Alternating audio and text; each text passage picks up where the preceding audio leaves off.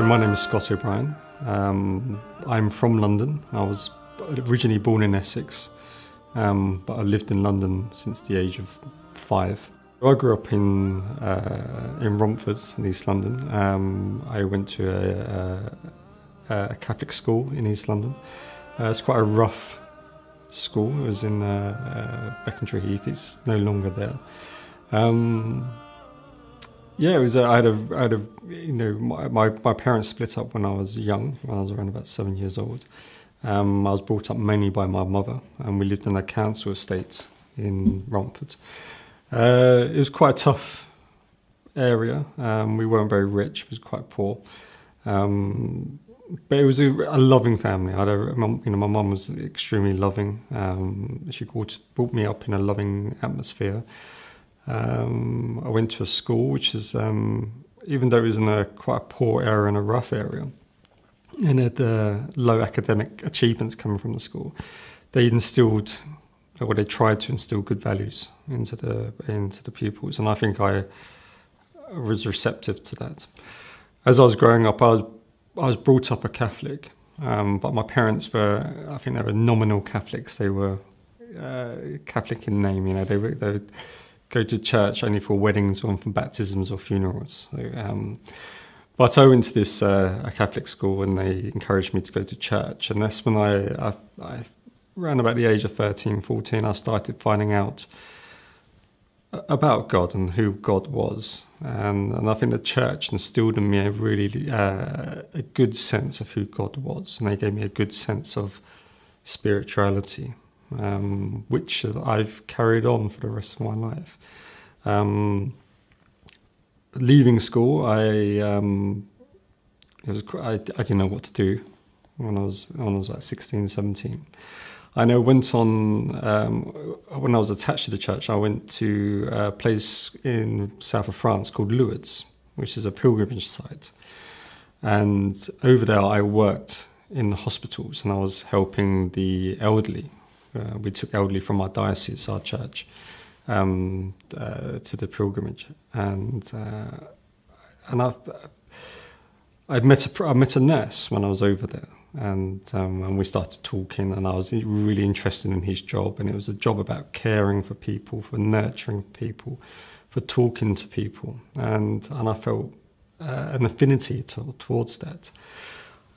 So I had this feeling of had this sense of values instilled in me from the school and from the church. Had a strong belief in God, and I wanted to help people. So at the age of 16, I made a choice to become a nurse. I took my A-levels and I entered nursing when I was about 19, and I trained as a children's nurse. I think it was a tough area. It was, you had to be mentally and physically strong. I think I went to an all-boys Catholic school in London. As an all-boys school, people, other schools wanted to wanted to fight us, and the school had a reputation to maintain. The boys in the school had a reputation to maintain. And so we had I'll give you an example. We had a gang in our school, and our school was Bishop Ward. So we had a gang called the Bishop Ward Destruction Firm, so the BWDF. And in my first year, my very first week, I was in school. A group of this gang took the RE teacher, the religious education teacher, into the maths classroom, and they all tied their ties into a noose and tried hanging him from the ceiling from it. But unfortunately, it was one of those suspended ceilings, so the ceiling collapsed before anything disastrous happened to him. So that was an idea of what my school was like. It was we had an organised gang, and we had it was tough when you went to school. We were banned from all sporting events for 5 years, so we weren't allowed to play other schools at sporting events because there was a football match and someone took a gun to the football match and shot it in the air. I think it was at a probably an air pistol or whatever, but the police were involved, and no one wanted to play our school any sports anymore, so we were banned from that. And with that, you had if I took the wrong, I took the wrong. Had detention one day, so I was late coming out of school, and because I had my school uniform on, people knew what school I went to. I had a few times of people trying to fight me on the back of the bus. So what we used to do, we used to have our badge, our school blazer. So we used to just put on 3 little knots onto it. So on the way home, you'd be able to just pull it off, pull it in your pocket, take your tie off, and then you're just a generic schoolboy, and no one knew that you came from Bishop Ward. But if you kept it on, people would see that as a target, and because you were a rough school, and people thought you were rough, and they wanted to fight you to prove a point. But to say that, it's a bit distorted, because the school was good and there were good teachers there. And they were, we had a very good headmaster who did try to instill good sense of values in the boys who went there, and they were good. All the boys in my school were very good. It was just they grew up in poverty and they knew nothing else. There was no, if you grew up in poverty in East London, there's not many ways out for you. If you go to, these children will never go to Oxford and never go to Cambridge. These kids will end up scraping through, getting their maybe 1 or 2 GCSEs, and having no qualification, will end up getting money how they get money. So I think it's a fault of the system rather than the fault of the school. I think it was just a rough area because there wasn't that much money and it wasn't an affluent area. My mum's a saint. My mum's fantastic. She's got a heart as big as anyone I know, and she's always a giving person. But she had to work. She had 3 jobs when we was growing up. She would leave early in the morning, do a cleaning job, and then she would go to her normal job. And after that, she would do a cleaning job in the evening. She worked incredibly hard for us, and yes, I mean, my brother and I would come home from school and we'd make our own dinner because my mum wasn't there. But everything what my mum had, she gave to my brother and I. And again, we learned so much. Well, I still do learn so much from my mum. The way she's just incredibly giving. This self-sacrifice for her family. She makes sure that love is not just a word, but love is actions.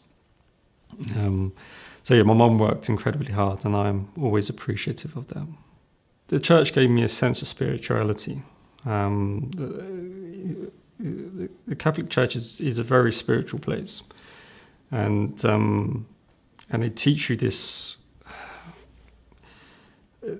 I felt I was taught more about who God was, what God was, this God of love, this God of compassion, through the church. I think it's easy to criticize what the church is because it's a big organization and it has a hierarchy and it has a structure and there's abuses within those hierarchies and structure. But if you take, that's the human side of the church, where when you put people involved, people are corrupt by nature. But the church itself, the spirituality is pure. And so it taught me who God was, this God of compassion. And I think I needed that when I was growing up. I needed that sense of, there's someone out there looking after me. I needed to feel comfortable. I used to remember saying my prayers every single night and having that communion with God and talking to him and all my probably my angst as I was growing up, I could talk to him about it, and I would get answers from him. He would talk to me back, and I felt that warmth and I felt that love from him. So I didn't feel a part. I didn't feel part of the crowd when I was growing up. I didn't feel this was right for me. I never knew. I always felt I didn't want to grow up having a couple of GCSEs and turning into a life of crime or into, just scraping by in life. I wanted to help people. So I purposely kept myself apart from probably the rougher elements around, and had a small group of close friends. And I used to go to church, and I used to be involved with the church. I used to be involved with the, taking people to pilgrimages. I used to be an altar boy when I was growing up. So I deliberately chose a different path, and I think the church was there. It was a great atmosphere to actually say that there is a second choice in life. You don't have to follow the crowd. You can be good, and you can follow your natural good instincts in life. And I think the church gave me that, and it gave me that spirituality from that, which I'm, internally grateful for it. My father is a socialist, is an ardent socialist, and he instilled in me the point that where the church gave me a community to help the community, my father as a socialist would say that, we as a state should be helping all the poorest in the land. And he was an ardent believer in the NHS, free healthcare for all, and then ardent believer in education, free education for all, because this is how you improve society.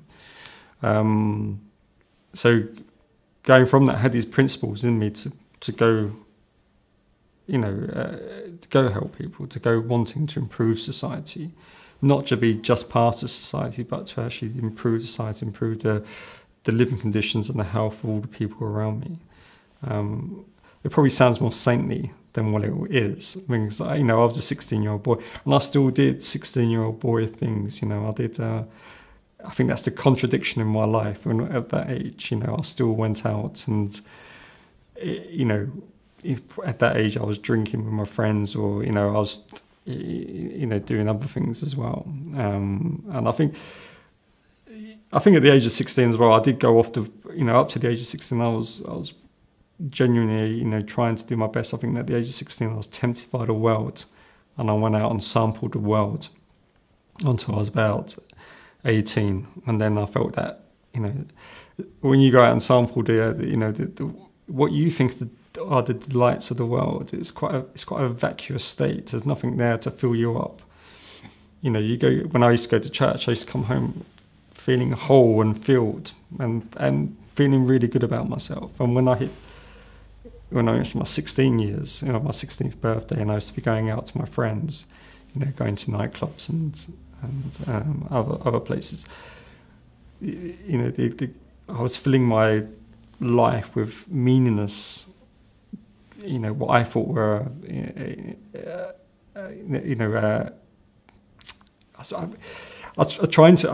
filling up with, drink and other things, because I thought these are what I was meant to be doing at the age of 16. And the delights were only short term, but the long term effects was that I was losing stuff within me. I was becoming more empty in myself.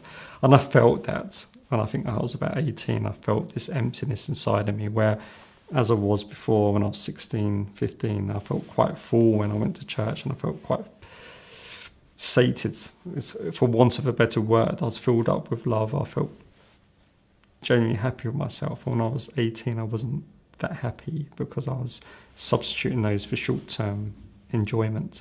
So that's when I made another conscious decision to say, no, I need to pick another path. I need to go and do things that I feel that will help me spiritually. So this is when nursing came into my life, and nursing is a fantastic job. It's probably, to me, it's the best job in the world. I would never want to be in anything else but a nurse, because it's when you meet people at their most needy, and you're there to help them, and you're there to lend them a hand. You're there to,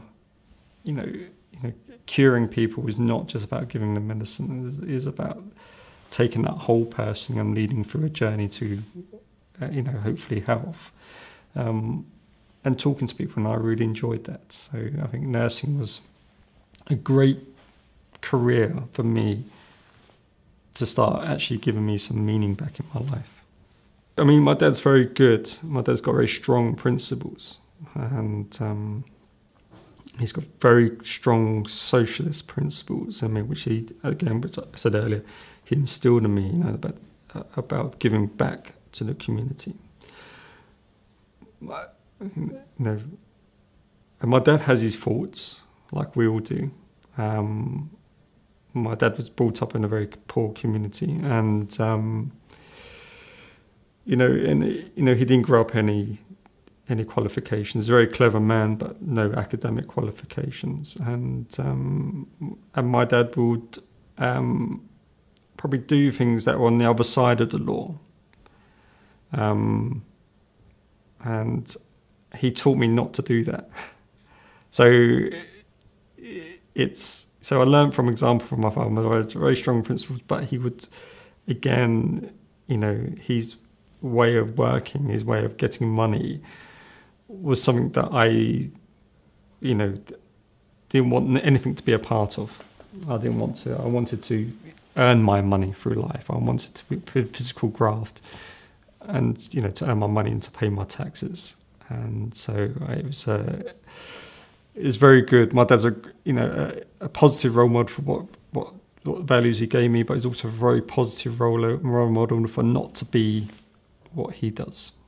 I think from the age of 16, my time out, when I started drinking, as probably a normal Western 16-year-old white boy from London would do, go out drinking, go out partying, and But as I said, I started to find myself empty. So I started when I went to college. I went to university, and did my nursing. And but I never went back to church. I would sporadically go back to church. But I was still a very spiritual person, and I still would speak to God from it. But growing up, when you're a student nurse, it was, I just had, I was 18, I was really young, I had so much fun in university, I think I was the only boy in a class of 46 girls, and it was there was a lot of socializing, and the studying was hard. So I was on my own, still spiritual, but I had no one to guide me during that spirituality, and I still had this presence of God, and I still talked to God. But I had a distance between my spirituality and my actions. So, and again, it's just one of those contradictions in life. And I was genuinely trying to be a good person, but I had no, when I was 18, I was on my own as in university. I had no one really to guide me through it.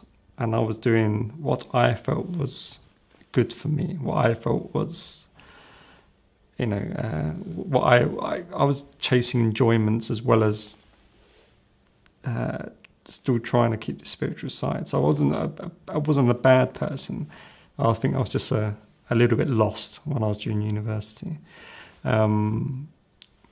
But again, I always had that sense of I wanted to help people. I always had that sense of there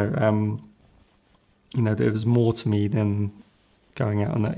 Nursing was never about earning money. Nursing was about genuinely caring for people and fulfilling a need within myself. And I think God was directing me in that way. And but I started, I just started just drifting away from everything. And I think when you're 18, you think you're a man, and you don't think you need anyone. And I think I was going through that phase. But university was great because I met loads of people, met different kinds of people. And I was always learning from all the people around me. I got married at the age of, I was quite young when I got married. I met someone when I was nursing, and we ended up having a child, or 2 children together, and we ended up, I think we married about 10 years later from that. But we lived together as man and wife. We had 2 children, and it was when I had children, I started saying, well, I wanted them to bring them up with a sense of spiritualism. I wanted them to grow up with a sense of God, where my parents didn't really talk about God, at home. I wanted to talk about God to my children. So I started going back to church on a regular basis. And this happened for about 2 to 3 years in my mid-20s. And I rediscovered that spirituality side of me. And as a parent, I wanted to convey all the right attributes to my children. So and my then partner would come to church with me, and so I started going back to church from that. But it wasn't sustained. I think after 2 to 3 years, you miss one mass. I think the difference between the thing I love about Islam, it has this structure every single day. You have to pray 5 times a day. And it makes you think about God during those times. And Islam gives you that structure and a religion with that. And I think I was desperately missing that. So from a Christian point of view, there's less structure. So I sort of drifted off from the path again from that. I moved house, I moved community, and I never really went to the church in the new community.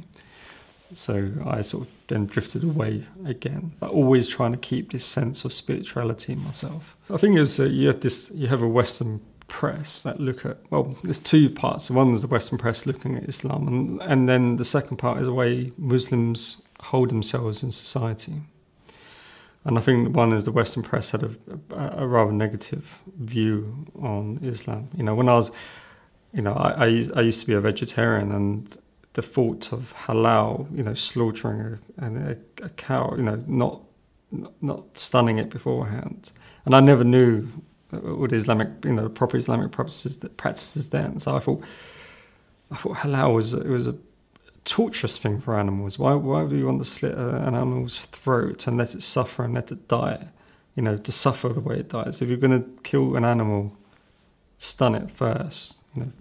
Pull it out of its misery, and then if you want to cut its throat, do it afterwards. I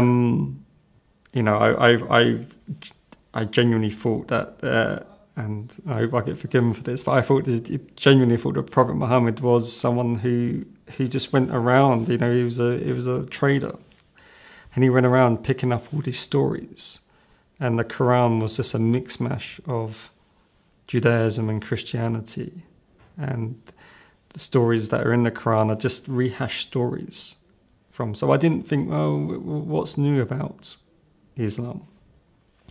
And then also you had, countries like, certain countries, Islamic countries, who would persecute Christians in their countries. Had this blasphemy laws that at a drop of a hat, if they said anything about the Prophet, they would burn and kill these Christian communities. Or you would hear stories about the amount of Christians that have been persecuted in the Middle East, and these are Muslim countries.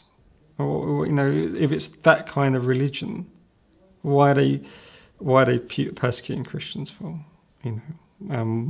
It felt barbaric. It felt old. You had this. The Western press would give you this very extreme form of Sharia law, which certain countries perpetuate, that women can't drive, that have to stand 10 feet behind, 5 feet behind their husbands. You think, God, this is archaic, this is old, this is a cruel religion. What sort of, this is, it didn't mean anything to me. And I don't think if you asked me 20 years ago, I'd end up being a Muslim, I would have been shocked. I would have said, no, I would have never, ever renounced my Christianity, ever. Right? And Islam was this, it was quite I thought it was a negative religion, as in it was not spread by love, but it was spread by the sword.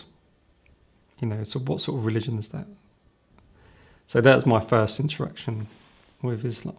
I worked extremely hard in my job.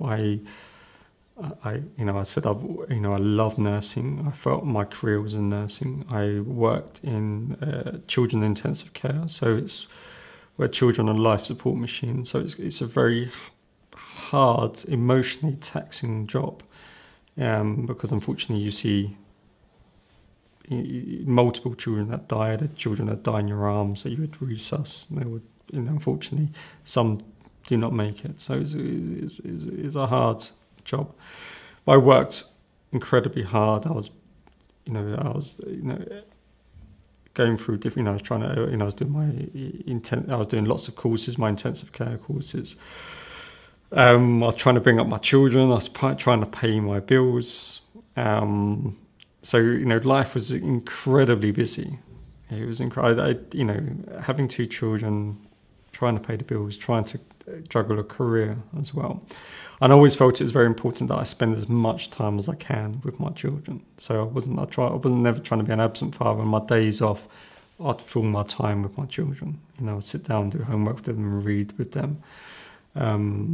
So it was incredibly busy, and that's one of the many reasons why my first marriage broke up, because I think life was, it was hard.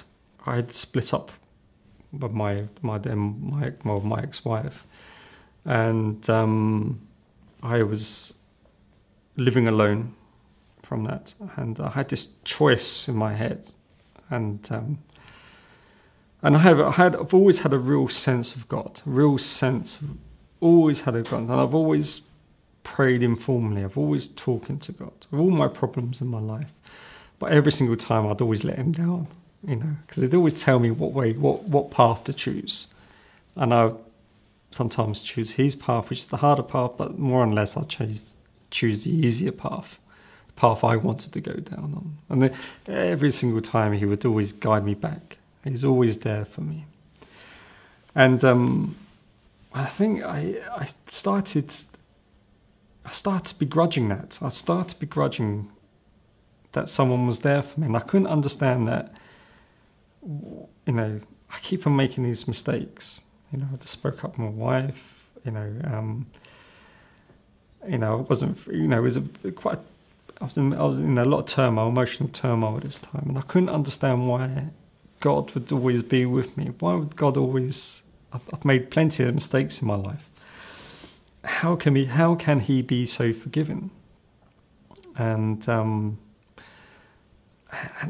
used to begrudge Him that. I used to go, why? I used to, at that point, I used to shout at Him, going, why do you do this to me? Why don't you just let me alone? Why don't you just let me be? Why don't you just let me not have a faith? Having this voice in my head all the time telling me what to, to be good all the time, to be there all the time for me. And I found it really, really hard, because the conflict was that He was telling me, He was so loving, and I felt I was being such a, like a disrespectful son, trying to, not wanting to be a part of Him, and I felt, quite guilty about that. And I think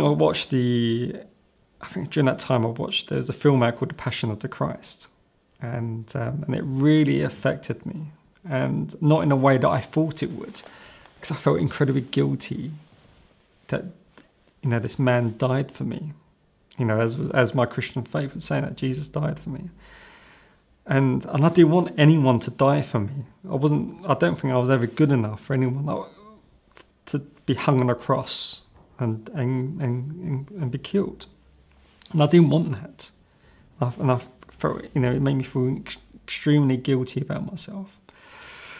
So spirituality-wise, I was going through, as in the probably reflective in my life, quite a lot of turmoil, and I didn't really understand who God was. I sort of lost Him, but He was always there. He was always talking to me, and it was like my relationship with God. Every person's relationship to God is very different.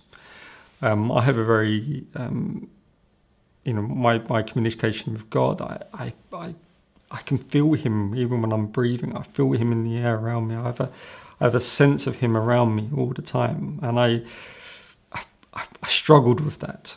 I struggled being so close to him, and I wanted out. I wanted just to be left alone. I wanted to be just leave me alone, and I can just be. I was looking at other people around me and said, why don't they have this person telling them what to do all the time? Not in a very nice way. And so I made a decision to say, I don't want to believe anymore. And it's stupid. It's like, how can you tell someone that you don't believe in them whilst you're talking to them? It's a contradiction. But I think I was just saying, I can't handle this anymore. I don't think I'm a good person.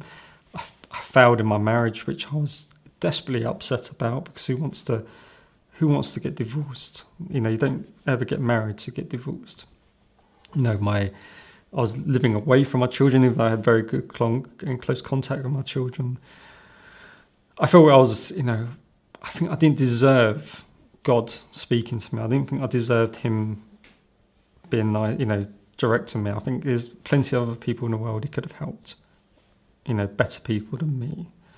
So I was spiritually in this turmoil, and then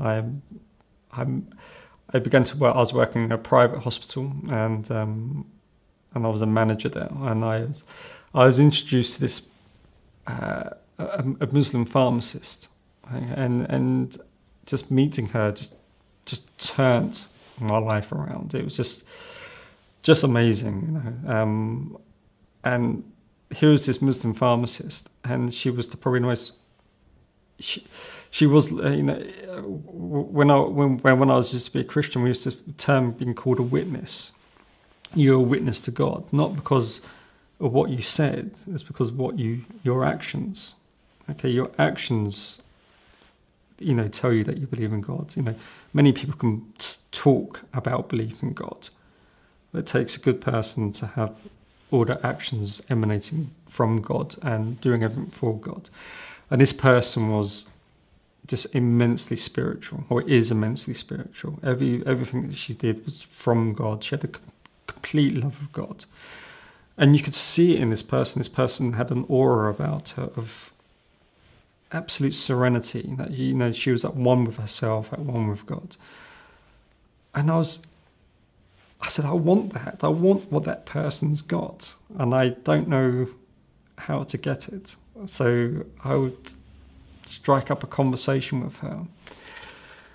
And because she was a Muslim and I had all these pre-held beliefs, as we talked about earlier, I thought there must be something in this religion. There must be something in this religion, because this person is so good.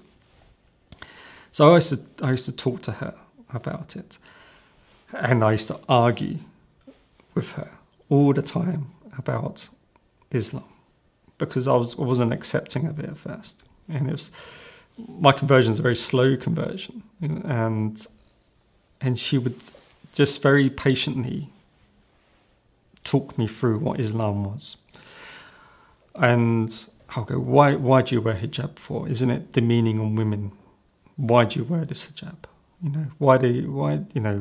If you're hiding yourself from men, well, you're not letting men, which I thought was not letting men sin by looking at you in a sexual way.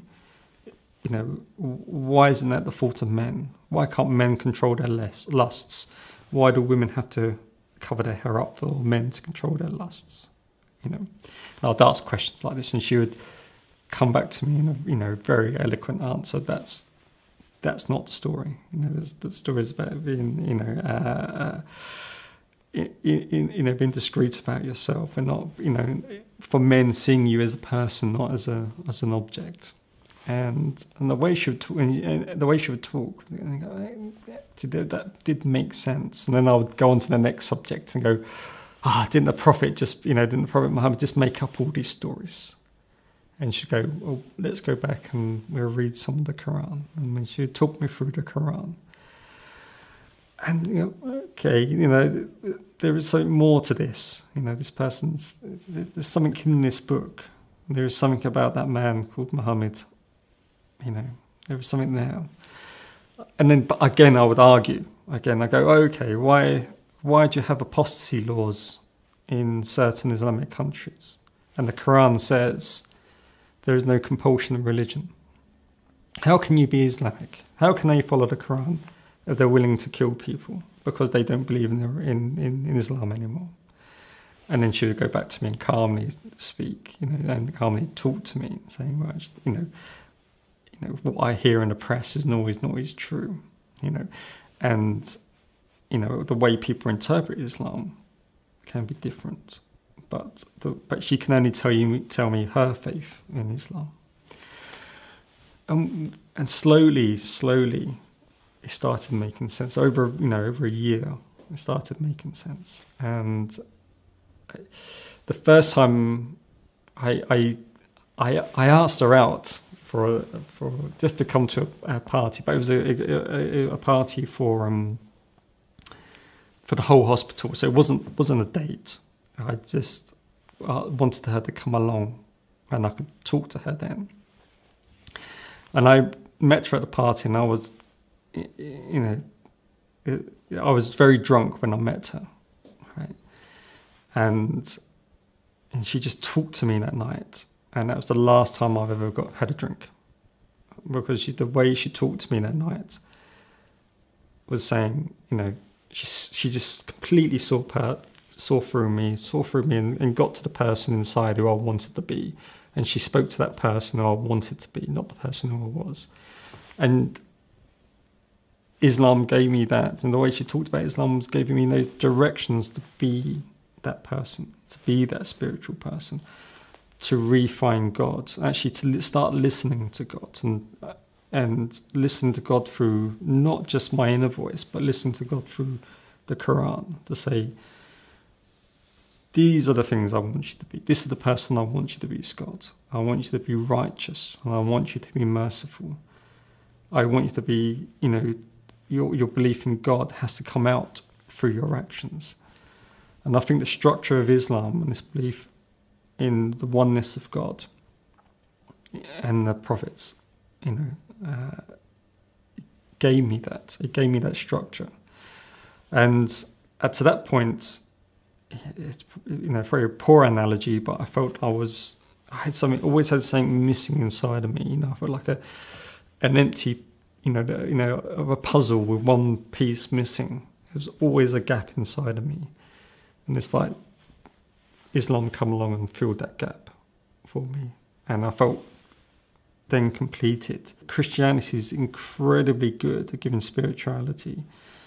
Islam gave me a very global look at God, not from a global look as in the spiritual actions and my worldly actions can be combined. So over a length of time, I started to embrace Islam. I started reading the Quran, and I started to, I've made a conscious decision not to drink. I started tentatively praying 5 times a day. Well, I started praying once a day. And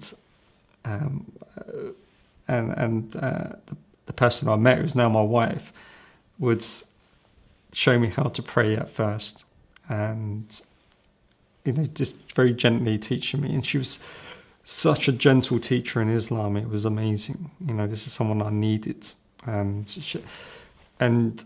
this person who, I needed someone who didn't just talk religion, but actually acted out religion. Acted out the principles of God, to be merciful, to tell the truth all the time, or to tell the truth all the time, and to be righteous, and to give to charity, and to be completely giving. And this person, my wife, taught me in a very gentle manner, and until one point, I was contemplating about Islam. And it struck me, actually, I've become a Muslim without knowing that I've become a Muslim. I followed, I started praying 5 times a day. I understood about eating halal meat. I was reading the Quran most days. I tried to read it most days. And that's true. Actually, I am a Muslim, and I'm prepared to say that I am a Muslim. And she wasn't my wife then. I said it to her, and I said, I think I'm ready to say this, and And I declared it to her, and then from then on, I knew that I was a Muslim, and I knew that I had found a sense of community that I'd always be a part of, and I found a sense of God that I always wanted to be with Him, always wanted to be with Him, and I opened myself up to be guided by Him, and for Him to teach me, and for me to listen to His voice, and I've taken that path, and it's been the most incredible path since. Life is very hard, but that sense of God and that sense of that oneness of God. You can't explain who God is, but that the small part that I see of Him, this immense, incredible. You can't put attributes to Him, but He is everything, and He gives me everything. And it gave me such a sense of well-being and a sense of purpose in life. And I have to say, it's just been an amazing journey since I've turned to Islam. I didn't think of it at first. I always thought I was just a Muslim first and always. And I still am. We're all Muslims, we're all brothers in one faith. We just practice faith a little bit different. And that's all. But at first, my wife never ever talked to me about Shia Islam or Sunni Islam. She just taught Islam, and that was it. It was simple. It was only when I started getting negative views on me from other Muslims. So I entered Muslim very innocently, and I hope I'm still kept a part of that innocence, because I want that innocence. I don't want to be, I'm Shia, they're Sunni, or whatever. I want to be one community. But of course there are differences in that. And it was only when I think I had my first Ramadan, and I was on my own. I was in Dubai, and I took my children away on holiday. So it's my first time. This is about 3 years ago. And I was in Dubai on my own. I was the first time without my wife praying, and I went to the prayer room, and I had my and I prayed with my hands down. I play in a very shy way. And I came out to one prayer room, and a group of men come up to me and called me a kafir, and I was like, a bit shocked, and I didn't know what the word meant. Right, but they weren't very pleasant to me. And okay, well, fine. That was maybe I'm praying wrong. Maybe I'm doing things that I'm not meant to do. Because my wife wasn't here to guide me. And I thought, okay, but I carry on praying anyway at my own. And again, people come up to me, and you can't pray like this. Why are you praying like this for? And I was like, okay, I didn't know. I was shocked. I said, am I doing something wrong? And they're saying, why are you praying with your hands down by your side? And I was going, well, this is the way I've been taught. And then they're going, they point their fingers at me and wag their fingers at me, and I'd go, okay. And I'd come back. And I came back and told my wife, and I said, I don't know what I did wrong. People would tell me off as I was in their prayer rooms. Or coming out, never in the prayer rooms, I was coming out to the prayer rooms.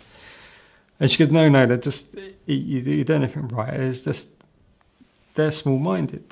They just don't understand, the way you pray. They're brought up a different way. Pray in a different way, and they think everyone believes in that way of praying. But it doesn't matter, because you're praying to God, not to other people. The way you pray, as long as you feel comfortable praying to God like that. God will accept your prayers. You're doing things right. Like, as in, and she's very generous. Like, God will accept their prayers, whether you cross your hands or not. So I thought that was okay. That's fine. And then I used to, when I go to, when I came back to England, I went to the prayer rooms in my hospital, and that I had people telling me off. And I accidentally walked in front of someone who was praying, and and I thought the man was going to beat me up, right? And he literally had people holding him back because I thought he was going to beat me up, shouting at me. And I go, oh, I don't think I like this. I felt really uncomfortable in prayer rooms because I would sit there and pray by my hands, and as people push their hand, they'd be very. They wanted to touch me when I was praying, and I think it's a very Sunni thing, and and I can understand that that's been part of the community and what have you. And at first, when people used to push against me, I thought I was in their way, so I'd move to the side, and again they would come up and just push me again, and I thought, oh, am I in the way? And I would step to the side, and I think then they gave up after a while. And then I started saying, oh, okay. And people would look at me when I was praying. And I was like, I thought, because am I a white man in this? Because everyone else is, a different colour to me. But it was because I was a Shiite, not a Sunni. And so, okay, fine. And then that's when I started noticing the Shia Islam. And then I started, there is, unfortunately, different people's perception of Islam is different from my perception of Islam. And there was a program a couple of years ago called My Brother, the Fundamentalist. And they had this, an Englishman who converted to Islam, and he converted to Wahhabi Islam. And he grew his beard and what have you, changed his name. And his brother was filming him. So his brother held out his hand to shake his hand. And the Islamic brother wouldn't refuse to touch him because he was not a Muslim. And I couldn't understand. So that's not Islam. He's your brother. You don't not shake hands with your brother because he's not a Muslim. He's your brother. And I thought, what is this they're teaching them? What is this interpretation of Islam that I don't see? What is this? And I was really, really confused about it. And I was going, definitely this is not what Shia Islam was. And that's when I started saying, well, actually, I don't want to say that, there's perfectly as good as many Sunni Muslims as there are Shia Muslims, and just as many bad Shia Muslims there is bad, Sunni Islam. So I don't want to make a difference between the two faiths, but I always felt that Shia Islam is very pragmatic. It's all about, it's not words, because anyone can speak words, good words. Okay, but I think in Shia Islam it's about how you conduct yourself every single day. It is about, as I come back to this word, which is always two words that mean much to me in Islam, is righteous and merciful. And it is about being righteous, and it is about being merciful. And the first time I ever felt at home, truly at home in Islam, is when I went to Iraq. I went to Iraq last year, and I went to. I was there in the Hussein, and I prayed with thousands of other Shia Muslims, and I felt truly at home. And to me, it was a wonderful, very spiritual feeling. It's been perfect. It's been brilliant. It's been. God still pushes me. I still sin. I don't. I still have this human side of me choosing the easy path. But this forgiveness that He always showed me before in life is there in abundance now. He gives me the Quran is there to guide me in my way. It's a perfect book, because I sometimes I have these the problems in life, and I would ask God a question, and I would open up the Quran. I would just be happy. I don't flick through it. It's just where I carried on reading, and the answer would be there. And it's like, wow. And it's eerily spooky sometimes. I think, wow, the answer's there in the Quran, and he's talking to me through the Quran. You know, he talks to me, you know, when I'm doing my prayer. You know, sometimes, you know, prayer is, I find prayer an amazing experience.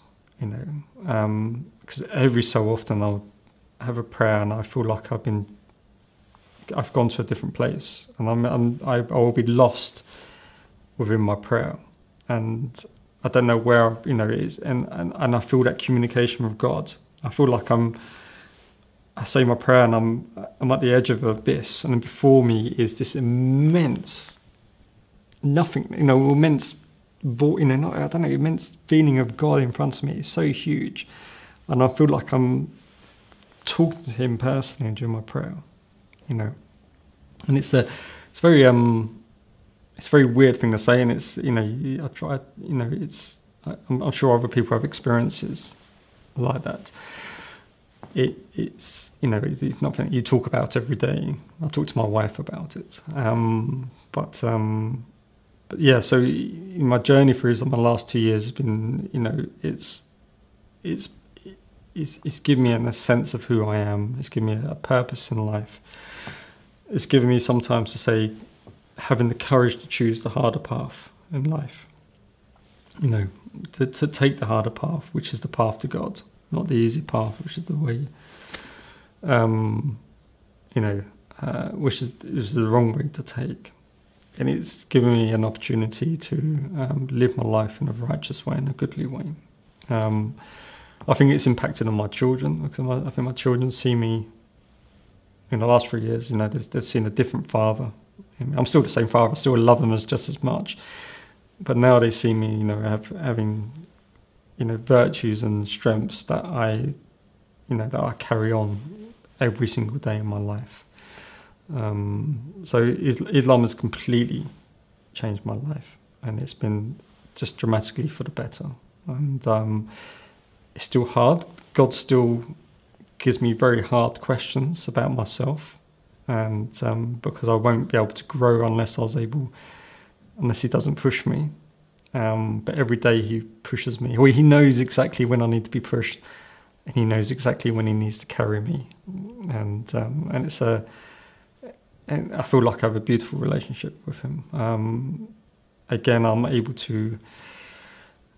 When I was in Iraq a couple of weeks ago, I went to the Imam Ali mosque, and I was struggling with a certain aspect of my faith, and I spent the whole week in Iraq struggling with this aspect of my faith. On my very last day, I got my answers to my faith, that question, and it was just like this revelation to me. And this is what Islam gives me. It gives me this, you know, it gives me people I can look up to, like Imam Ali. It gives me the way the Prophet lives his life, but it also gives me a communication with God, and I'm extremely thankful for it.